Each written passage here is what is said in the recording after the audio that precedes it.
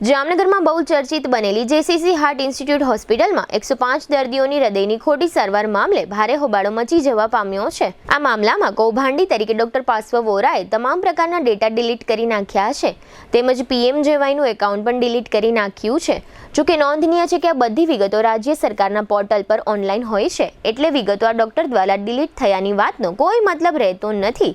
જે દર્દીઓએ હોસ્પિટલમાં સારવાર લીધી છે તેનામાં ભારે ચિંતાની લાગણી ફેલાવા પામી છે। બીજી બાજુ પાર્શ્વ વોરાને 1 મહિના પહેલા અંદાજો આવી જતા તેણે તમામ પ્રકારના ઈમેલ તેમજ ડેટા અને પીએમજેવાય યોજનાને લગત તમામ ખાતાઓને અને કાગળોનો નાશ કરી નાખ્યો હોવાનું કહેવાય છે।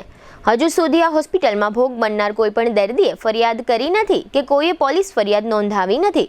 ડોક્ટર પાર્શ્વ વોરાની પત્ની કિંજલ વોરાએ તારીખ 24/10/2025ના રોજ તબીબી અધિકારી જામનગર મહાનગરપાલિકાને કાગળ લખી જણાવ્યું હતું કે ડોક્ટર પાર્શ્વ વોરા હોસ્પિટલમાં સેવા આપે છે।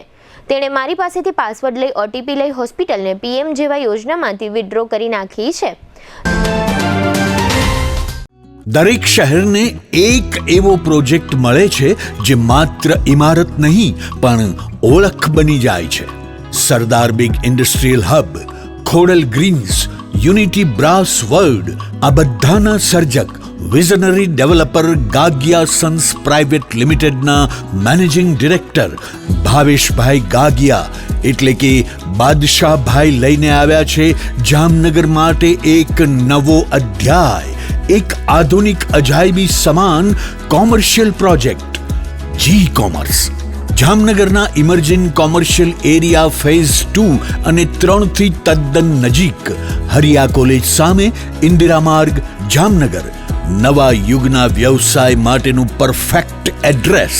જી કોમર્સ આપે છે અત્યાધુનિક ડિઝાઇનવાળી શોપ્સ, કોર્પોરેટ લેવલની special offices, 4 high speed elevator અને પર્સનલ ઓપન ટેરેસ સાથેનો પ્રાઇવેટ સ્પેસ।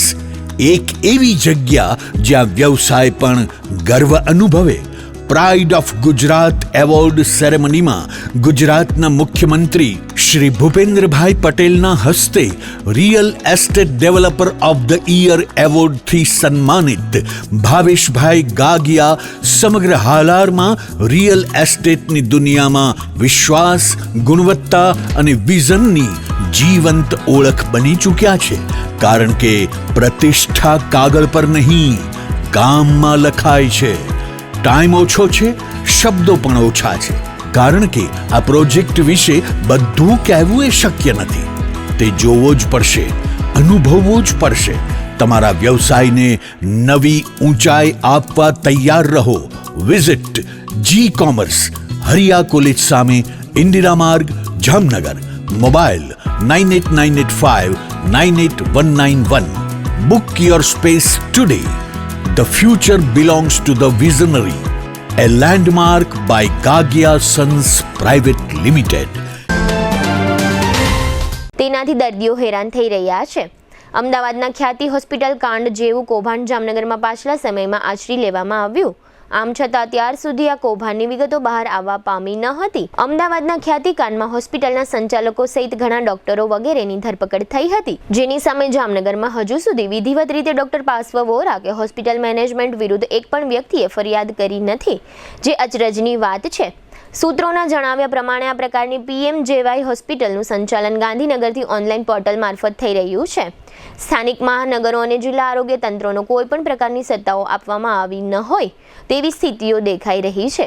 આ આખી વ્યવસ્થા શંકા ઉપજાવનારી જોવા મળી રહી છે। જામનગર શહેર જિલ્લાના લાખો લોકોના આરોગ્ય સાથે સંકળાયેલી આટલી મહત્વની બાબતમાં સ્થાનિક કક્ષાએ કોઈ પણ અધિકારીની સમગ્ર વ્યવસ્થા પર દેખરેખ ન હોય તેનો મતલબ એમ છે કે આખા રાજ્યમાં પીએમજેવાય યોજનામાં લોલમલોલ ચાલી રહ્યું છે। અનેક ડોક્ટરો અને સંખ્યાબંધ હોસ્પિટલો વર્ષોથી આ પ્રકારના કુંડાળાઓ આચરતી રહી છે।